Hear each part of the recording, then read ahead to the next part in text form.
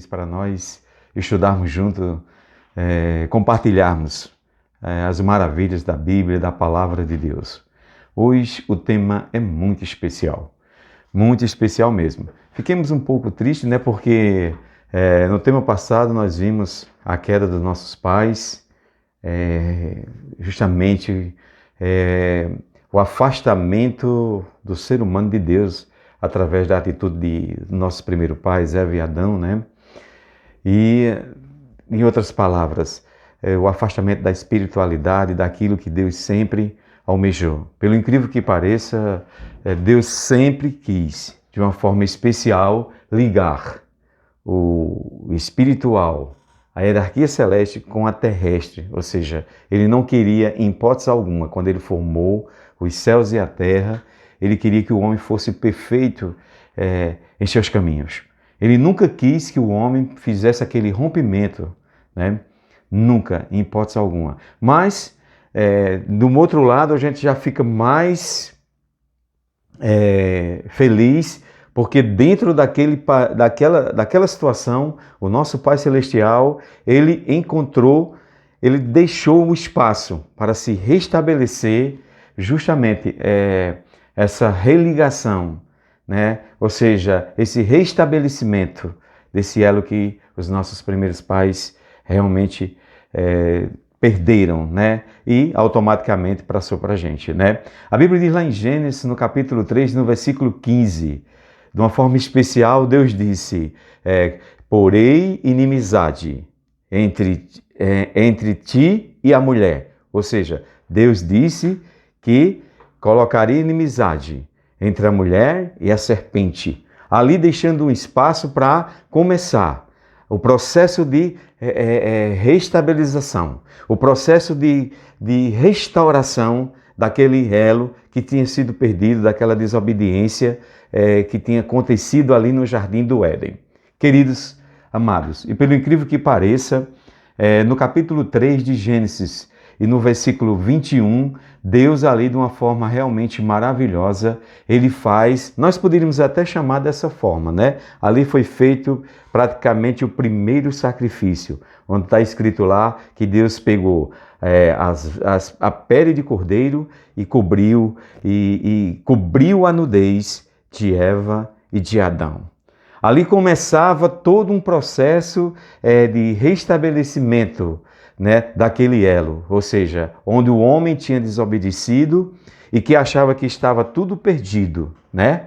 Que automaticamente, com certeza, a partir do momento que eles se esconderam de Deus no paraíso, que eles fugiram da presença de Deus, eles sabiam que tinham cometido um erro e que ali realmente todos aqueles benefícios, toda aquela criação maravilhosa que Deus criou para os nossos primeiros pais, tinha sido tudo jogado ali de água abaixo, ou seja, tinha se perdido tudo. Mas, mais uma vez, Deus, em sua infinita sabedoria, faz ali. O capítulo 3 de Gênesis, versículo 21, diz que Deus, Ele fez o primeiro sacrifício, provavelmente, pegou aquelas vestes e cobriu Adão e Eva. E em sequência, Caim e Abel, no capítulo 4 de Gênesis, no versículo 3, diz que vieram em dias depois, passados dias depois, eles vieram e ofereceram cada um segundo a sua oferta ao Senhor. Ali seguindo-se um processo de restabelecimento desse elo que estava perdido praticamente. Agora, queridos, nós sabemos que o mundo, depois que a serpente enganou os nossos primeiros pais, depois que o pecado foi implementado ali, foi colocado, mesmo com um minucioso programa, um minucioso trabalho que Deus criou ali para restabelecer novamente o homem, entregar para o homem a imortalidade, a espiritualidade total que ele tinha perdido, certo? O mal continuou a prosperar. A Bíblia diz no capítulo 6 de Gênesis que, e no capítulo 6 de Gênesis, e no versículo 4, que Deus, e no versículo 6, que Deus a terra estava totalmente contaminada com o pecado. A Bíblia diz que o Espírito de Deus afirma lá que saiu do homem, certo? A Bíblia diz, lá em Gênesis no capítulo 3, e que os anos de vida os nossos anos de vida seria de 120 anos, né?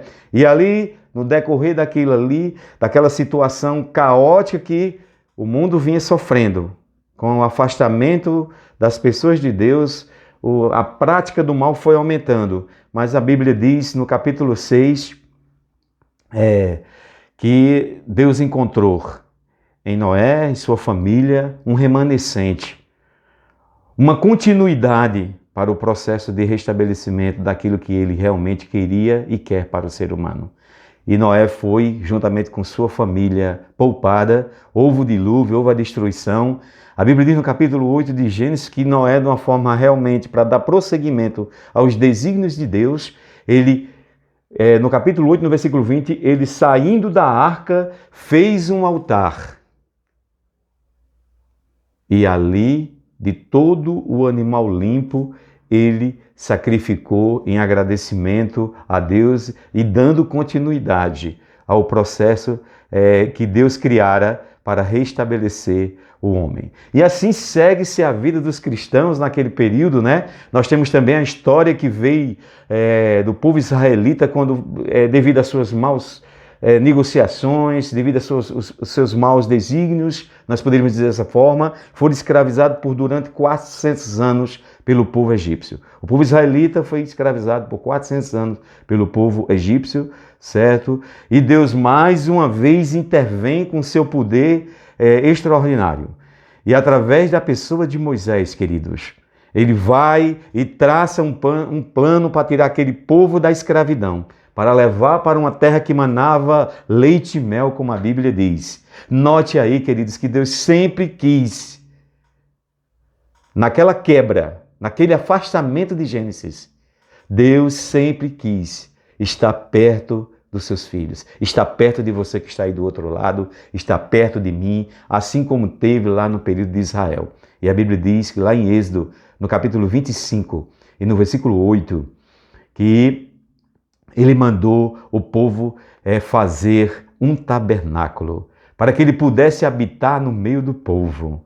Ali segue-se uma sequência no capítulo 26, 27, 28, todo um processo, o tabernáculo criado pelo povo israelita, lindo, extraordinário, com suas divisórias, lugar santo, lugar santíssimo, tudo bem organizado. E a Bíblia diz no capítulo 25 de Êxodo, versículo 8, que ali foi mostrado a Moisés conforme ele deveria fazer aquele tabernáculo, para que Deus habitasse no meio deles. Ali eram feitos holocausto, expiação pelos pecados no lugar santo. O sumo sacerdote entrava no lugar santíssimo para oferecer uma vez por ano sacrifício, dando assim continuidade a essa aproximação que Deus queria com o ser humano, com o seu povo, conosco, de uma forma realmente maravilhosa.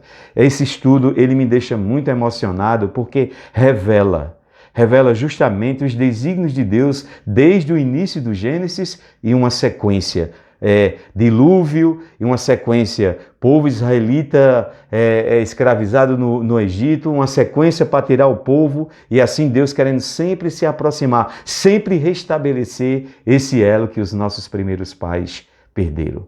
É maravilhoso demais, queridos, é maravilhoso demais. E no encontro maravilhoso entre a pessoa de Jesus com João Batista, lá em João, no capítulo 1, no versículo 29, ele diz: eis o Cordeiro de Deus, que tira o pecado do mundo. Ou seja, ali todo aquele processo de restabelecimento desse elo perdido desde o Gênesis estava se concretizando, estava começando a se concretizar. O profeta Isaías, ele fala no capítulo 53, que essa profecia ela teria que ser cumprida, porque Jesus Cristo tomaria sobre ele todas as nossas iniquidades, todos os nossos pecados, para restabelecer essa espiritualidade e nos dar a vida eterna. E ali João Batista se encontrou com Jesus e disse: eis o Cordeiro de Deus que tira o pecado no mundo. E vocês sabem toda essa história. Muitos não conhecem a história da redenção. Muitos vê falar que Jesus Cristo foi morto na cruz, mas não entende o que é que significa essa questão. Todo o processo como foi. Não é, queridos, não é simplesmente uma morte de cruz. Não é simplesmente isso. Era todo um processo que vinha lá do Gênesis até o presente momento.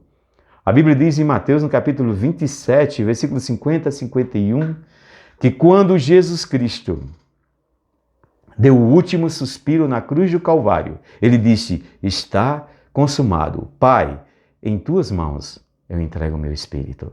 A Bíblia diz, irmãos, lá em Mateus capítulo 27, versículos 50 e 51, que o véu do santuário, lembra do tabernáculo lá de Êxodo 25, 8? Que Deus estabeleceu lá no deserto, para que pudesse se aproximar e ligar, e restabelecer, e fazer a ligação do que tinha havido perdido com o homem.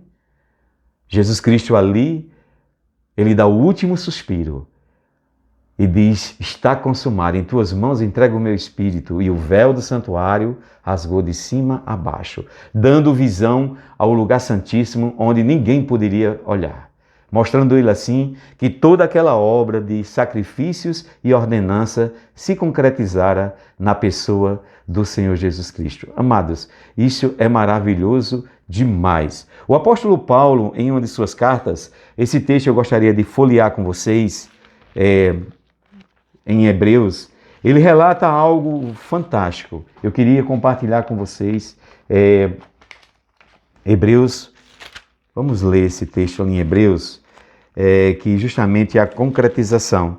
No capítulo 10 de Hebreus, no versículo 4, 6 e 12, o apóstolo, de uma forma lindíssima, amados, mostra realmente para que serviu todo aquele processo de ordenança. Ele diz: porque é impossível que sangue de touro e de bode remova pecados. Querido que está aí do outro lado da tela, entende? É impossível que sangue de bode, e de touros remova pecados. Por que isso? Porque aquilo era uma simbologia. Só o sangue de um Deus poderia restabelecer o que o diabo e Satanás tirou de nós: a espiritualidade e a vida eterna, a salvação. Só o sangue de Jesus Cristo, de um Deus, poderia restabelecer. É tão provável que no versículo 6 diz assim: não te deleitasses com holocaustos, ofertas pelo pecado. Ou seja, Deus ele não se sentia bem com todo aquele processo de ordenança. Mesmo tendo que seguir toda aquelas normas, todo aquele processo, mas ele não era satisfeito com aquilo. Porque ele sabia que aquilo ali era realmente algo que apontava para o verdadeiro restaurador de veredas, nós poderíamos dizer assim. O verdadeiro restaurador queria restabelecer aquele elo que os nossos primeiros pais jogou fora. É tão provável que no versículo 12 diz assim: Jesus, porém, tendo oferecido para sempre um único sacrifício pelos pecados, assentou-se à destra do Pai. Queridos, eu vos pergunto, isso é lindo demais. Jesus concretizou o pensamento e de uma forma realmente extraordinária. São João, no capítulo 3, e no versículo 16 diz assim: